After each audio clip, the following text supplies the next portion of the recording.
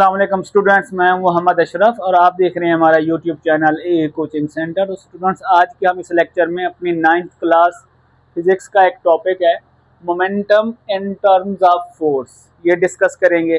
बिल्कुल छोटा सा और आसान सा टॉपिक है, क्योंकि 9th क्लास के ये बेसिक टॉपिक्स ही आपको जब आप इन्हें अच्छे तरीके से समझ लेते हैं तो 9th या मैट्रिक में और फर्स्ट ईयर और सेकेंड ईयर में भी आपका कॉन्सेप्ट क्लियर हो जाता है। बेसिक चीज़ें होती हैं 9th में, छोटी छोटी फार्मूलाज होती हैं, उनकी डेरिवेशन करनी होती है, बेसिक कॉन्सेप्ट होता है वो डिस्कस करना होता है। ठीक है, आपने इस वीडियो को लास्ट तक देखना है। तो अगर आपने ये वीडियो लास्ट तक देखी तो आपको इस टॉपिक में कोई भी कन्फ्यूजन बाकी नहीं रहेगी। अब अगर आप इस टॉपिक को देखें तो यहाँ पर उसने दो चीज़ें कही हैं, momentum in terms of force, momentum की बात कर रहा है और फोर्स की बात कर रहा है। हम जानते हैं कि मोमेंटम को क्वांटिटी ऑफ मोशन कहा जाता है, ठीक है ना। अगर आपने मोमेंटम का टॉपिक पढ़ा हुआ होगा तो आपने डिस्कस किया होगा कि मोमेंटम हमारे पास होता है बेटा P is equal to mv, यानी मोमेंटम डिपेंड कर रहा होता है मास के ऊपर और वेलोसिटी के ऊपर। और दूसरी बात उसने कहा है फोर्स की, तो फोर्स इज इक्वल टू होता है बेटा हमारे पास, फोर्स इज इक्वल टू होता है ma। ओके, अब देखें मोमेंटम का फार्मूला है P is equal to mv, force का फार्मूला है F is equal to ma। इन दोनों फार्मूलाज का आपस में क्या रिलेशन है ये हम प्रूफ करेंगे। अब देखें, इसके अलावा मास दोनों में सेम आ रहा है, मास इसमें भी आ रहा है इसमें भी आ रहा है, ठीक है ना। और इसके बाद ये वेलोसिटी है, ये एक्सेलरेशन है। और वेलोसिटी और एक्सेलरेशन को हम अगर डिस्कस करें तो वेलोसिटी में चेंज आता है तो एक्सेलरेशन प्रोड्यूस होता है। ये कॉन्सेप्ट्स आप याद रखिएगा। इट मींस फिर जब वेलोसिटी में चेंज आएगा तो मोमेंटम में भी चेंज आएगा। अगर आप इस इक्वेशन को देखें, ठीक है ना, देखें इसका भी मास तो दोनों में सेम आ रहा है, लेकिन वेलोसिटी इसमें आ रही है, एक्सेलरेशन इसमें आ रहा है। और अगर वेलोसिटी की डेफिनेशन देखें तो वेलोसिटी में जो चेंज आता है वो एक्सेलरेशन प्रोड्यूस करता है। इट मींस फिर जब मोमेंटम में चेंज आएगा तो वो क्या प्रोड्यूस करेगा, फोर्स प्रोड्यूस करेगा। ये भी एक रिलेशन आप कह सकते हैं कि momentum in terms of force का मतलब ये भी हो सकता है कि वेलोसिटी में चेंज आता है एक्सेलरेशन प्रोड्यूस होगा, तो इट मींस जब मोमेंटम में चेंज आएगा तो फोर्स प्रोड्यूस होगी। ये भी हम प्रूफ भी करेंगे और आपको समझाएंगे भी। तो बेसिकली हम यहाँ पे याद रखिएगा, मोमेंटम डिपेंड करता है मास और वेलोसिटी के ऊपर, फोर्स डिपेंड करती है मास और एक्सेलरेशन के ऊपर, ठीक है। तो ये दोनों फार्मूलाज आप इंट्रोडक्शन आप देख लें, फिर हम आप इसकी मजीद डेरिवेशन और एक्सप्लेनेशन स्टार्ट करते हैं, ठीक है बेटा। अब बात आ रही है हमारे टॉपिक की कि मोमेंटम होता क्या है, ठीक है। लेट्स सपोज बेटा मैं कहता हूं कि मेरे पास एक बॉडी है जिसका मास मेरे पास m आ रहा है, ठीक है, और ये मूव करते हुए जा रही है, ये मूविंग में है, मूविंग स्टेट में है, और इसकी जो वेलोसिटी है बेटा वो है vi, ठीक है। अब according to momentum, initial point के ऊपर मैं चेक कर रहा हूं ना, इसका मास m है, इसकी वेलोसिटी v है। अगर यहां पर मैं इसका मोमेंटम चेक करना चाहूं तो क्या होगा, mvi। अब अगर जैसे ये मूव करके आगे जा रही है ना बेटा, इसके ऊपर कोई थोड़ी सी फोर्स लगाता है, तो जैसे ही फोर्स लगेगी तो इसकी वेलोसिटी में क्या आएगा, चेंज ही आएगा। अब लेट्स सपोज कोई बच्चा आराम से जा रहा हो, पीछे से हम उसको धक्का दें या फुल फोर्स लगाएं तो वो क्या करेगा, कुछ टाइम के लिए दौड़ना स्टार्ट कर देता है जल्दी जल्दी से, यानी उसकी वेलोसिटी में चेंज आ जाएगा। पहले ये मूव कर रहा था vi के साथ और मास इसका m था, ठीक है ना। और जैसे ही हमने इसके ऊपर फोर्स लगाई तो इसकी वेलोसिटी में क्या आ जाएगा, चेंज आ जाएगा। वेलोसिटी इसकी अब vi से क्या हो जाएगी, vf, और मास क्या रहेगा, सेम रहेगा। तो जैसे ही इसके ऊपर फोर्स लगती है तो इसके मोमेंटम में क्या आ जाता है बेटा, चेंज, मोमेंटम में चेंज आता है क्योंकि इसकी वेलोसिटी हो जाती है चेंज। पहले इसकी वेलोसिटी थी vi, फिर वेलोसिटी क्या हो गई vf, जब हमने इसके ऊपर फोर्स अप्लाई किया। तो यहां पर आप ये भी कह सकते हैं कि हमने इसके ऊपर फोर्स अप्लाई की, ठीक है, तो इसकी वेलोसिटी vi से चेंज होके vf तक हो गई। अब जब भी हम पढ़ते हैं कि जब भी फिजिकल क्वांटिटीज में चेंज आता है बेटा वो विद रिस्पेक्ट टू टाइम आता है, यहाँ पर इसकी वेलोसिटी वी आई है, यहाँ पर इसकी वेलोसिटी वी एफ हो गई है। तो इसके साथ जब भी चेंज आएगा विद रिस्पेक्ट टू टाइम आएगा। ठीक है, अब अगर आपने मोमेंटम का फॉर्मूला पढ़ा होगा तो वो क्या था हमारे पास मोमेंटम का फॉर्मूला बेटा, वो था P is equal to M V. अब अगर आप इस पॉइंट के ऊपर इसका मोमेंटम निकालना चाहें, इस पॉइंट के ऊपर, तो इसका मोमेंटम यहां पर क्या बनेगा, इसका मोमेंटम बनेगा स्टूडेंट्स पी आई कहेंगे इस मोमेंटम को, क्योंकि इनिशियल पॉइंट के ऊपर चेक कर रही है। इस फॉर्मूले के मुताबिक इसका मोमेंटम यहां पर बन जाएगा बेटा एम वी आई। ओके, अगर इस पॉइंट के ऊपर इसका मोमेंटम चेक करेंगे फाइनल वेलोसिटी के ऊपर, तो इसका मोमेंटम हो जाएगा P F is equal to M V F. Okay, अब देखें यहां पर जो चीजें हमने परफॉर्म की हैं वही चीजें हम यहां पर एक्सप्लेन भी कर देती हैं।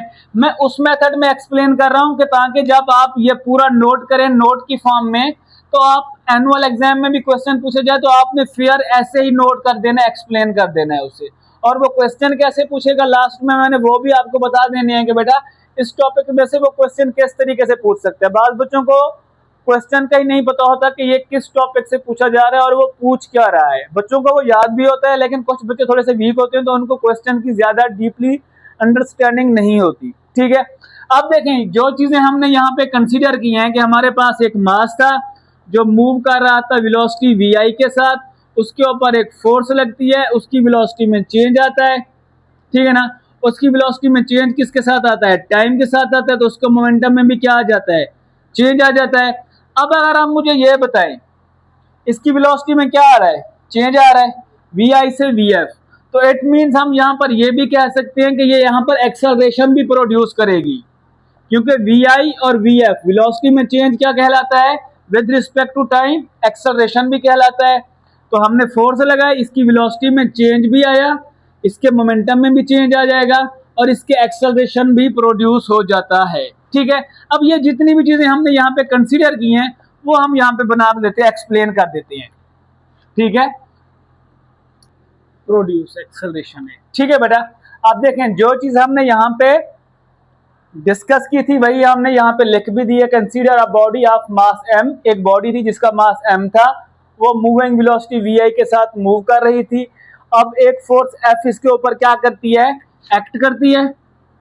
फोर्स F क्या करती है, एक्ट करती है, और इट्स वेलोसिटी बिकम्स Vf। इसकी वेलोसिटी क्या हो जाती है, चेंज होकर Vi से Vf हो जाती है कितने टाइम t में, और क्या प्रोड्यूस करती है, एक्सेलरेशन भी प्रोड्यूस करती है। अब यहाँ पे दो चीजें हुई, यहाँ पर इसका मोमेंटम अलग था, यहाँ पर इसका मोमेंटम अलग था। यहाँ पर मोमेंटम क्या आ रहा है हमारे पास, Pi is equal to M V I, और यहाँ पर मोमेंटम आ रहा है Pf is equal to M V F. अब अगर हम इसका चेंज इन मोमेंटम निकालना चाहें, मोमेंटम में चेंज आया है ना, यहाँ पर Pi is equal to M V I और यहाँ पर Pf is equal to M V F. तो हम चेंज इन मोमेंटम निकालने के लिए क्या करते हैं, जब भी किसी भी क्वांटिटी का चेंज निकाला जाता है तो हमेशा फाइनल में से इनिशियल क्वांटिटी सबट्रैक्ट की जाती है। तो यहाँ पर हमारे पास फाइनल क्वांटिटी कौन सी आ रही है बेटा, वो आ रही है हमारे पास Pf, और हमारे पास इधर से क्या आ रहा है बेटा, Pi। अब देखें यहाँ पर क्या आ जाएगा, Pf की वैल्यू क्या आ रही है, एम वी एफ, और Pi की वैल्यू क्या आ रही है, एम वी आई।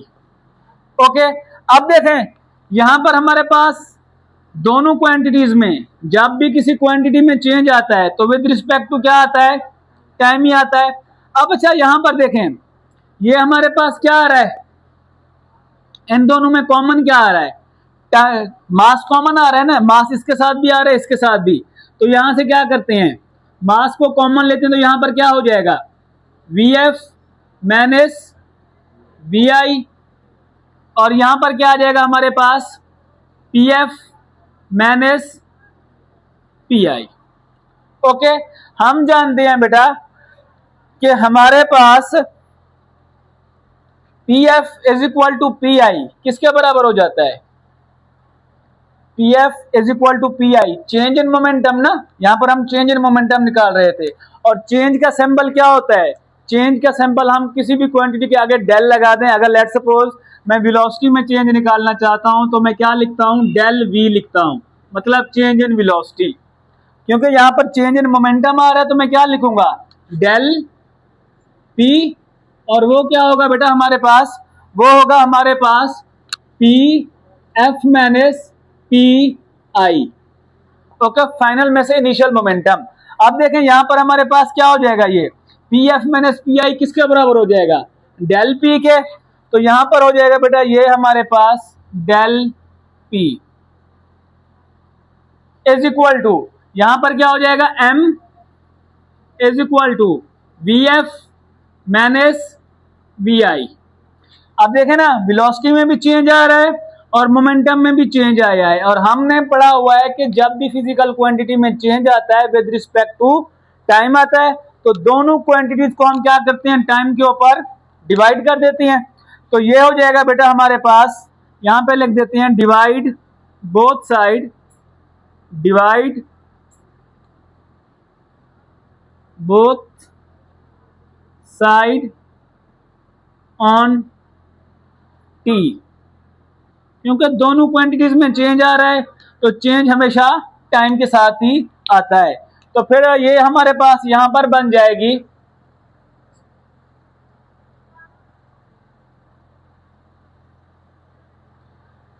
ये हो जाएगी डेल पी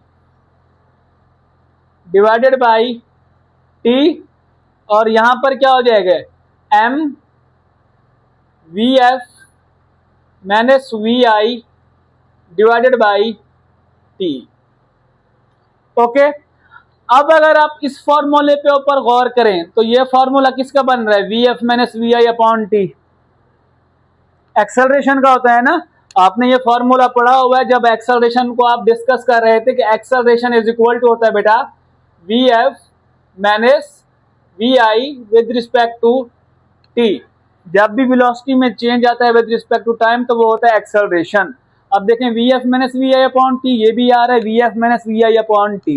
तो ये हमारे पास क्या बन जाएगा, ये बन जाएगा बेटा हमारे पास del P divided by T is equal to, इसकी जगह आ जाएगा हमारे पास बेटा एम ए, क्योंकि ये पूरा फैक्टर किसके बराबर होता है, एक्सेलरेशन के इक्वल। और अब इसको देख के आपके माइंड में क्या आ रहा है, एम ए किसके इक्वल होता है, फोर्स के, ठीक है ना। न्यूटन के सेकंड लॉ के मुताबिक ये फॉर्मूला किसका होता है बेटा, हम सब जानते हैं कि हमारे पास एफ इज इक्वल टू होता है बेटा एम ए। तो एम ए की जगह हम अब क्या लिखेंगे, एफ। तो ये फॉर्मूला क्या बन जाएगा, ये बन जाएगा del P divided by T is equal to F. अब इस इक्वेशन को अगर देखें तो ये भी हमारे पास फोर्स का फॉर्मूला बन रहा है कि जब भी आप किसी ऑब्जेक्ट चेंज मोमेंटम में चेंज आता है विद रिस्पेक्ट टू टाइम तो वो फोर्स के इक्वल ही होता है। जितनी हम फोर्स लगाएंगे तो ही मोमेंटम में चेंज आएगा, ये बात याद रखिएगा। मोमेंटम उस वक्त तक चेंज नहीं आएगा जब तक हम फोर्स नहीं लगाएंगे। जब तक अगर बॉडी मूव करते हुए जा रही है जिस मोमेंटम से, वो उसी मोमेंटम में मूव करती रहेगी। उसके मोमेंटम में उस वक्त तक चेंज नहीं आएगा जब तक उसके ऊपर फोर्स नहीं लगेगी। जैसे ही हम उसके ऊपर फोर्स लगाएंगे तो उसके मोमेंटम में क्या आ जाएगा, चेंज आ जाएगा। ठीक है, एक रिलेशन ये बनता है। ठीक है, अब यहां पर अगर देखें तो यहां पर टी क्या हो रहा है, डिवाइड, इस तरफ क्या हो जाएगा, मल्टीप्लाई। तो ये हो जाएगा बेटा हमारे पास del P is equal to F T.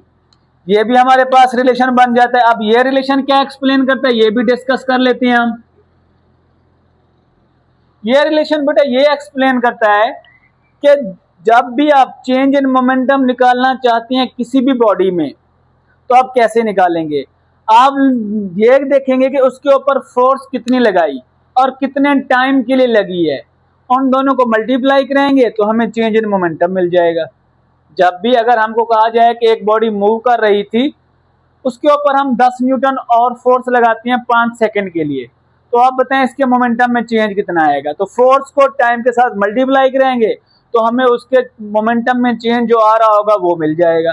ठीक है ना। तो अब ये आपके एनुअल एग्जाम में क्वेश्चन कैसे पूछ सकता है, ये भी बच्चे काफी कंफ्यूज होते हैं कि क्वेश्चन किस तरीके से पूछेगा, हमने लिखना कैसे है। क्वेश्चन आपका जैसे भी पूछे आपने इतना ही एक्सप्लेन करना है, ठीक है ना। जैसे हमने यहाँ पर एक्सप्लेनेशन, ये मैथमेटिकली डेरिवेशन, उसके बाद यहाँ तक आपने रोक देना है, ठीक है। अब क्वेश्चन कैसे पूछेगा, यहाँ पर हम लिख देते हैं क्वेश्चंस, एक्सपेक्टेड क्वेश्चंस। क्या होगा, पहला क्वेश्चन ये पूछेगा कि आप मुझे मोमेंटम रिलेशन बताएं, रिलेशन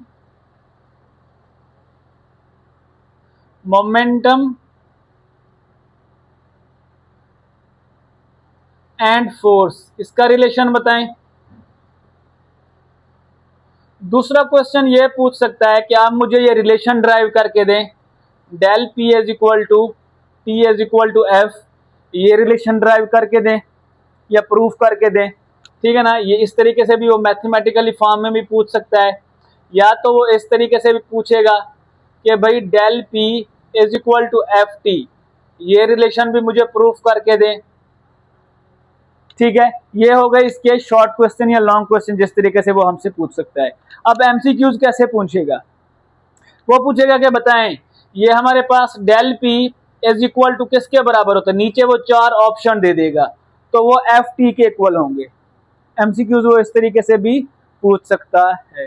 ये थे इसके एक्सपेक्टेड क्वेश्चन, और ये था हमारा, आप देखें momentum in terms of force, तो momentum in terms of force, momentum का और फोर्स का आपस में रिलेशन यहाँ पे बनता है, ठीक है बेटा। इसमें अगर आपको कोई बात समझ नहीं आई तो अब कमेंट सेक्शन में जाके हमसे वो क्वेश्चन पूछ सकते हैं।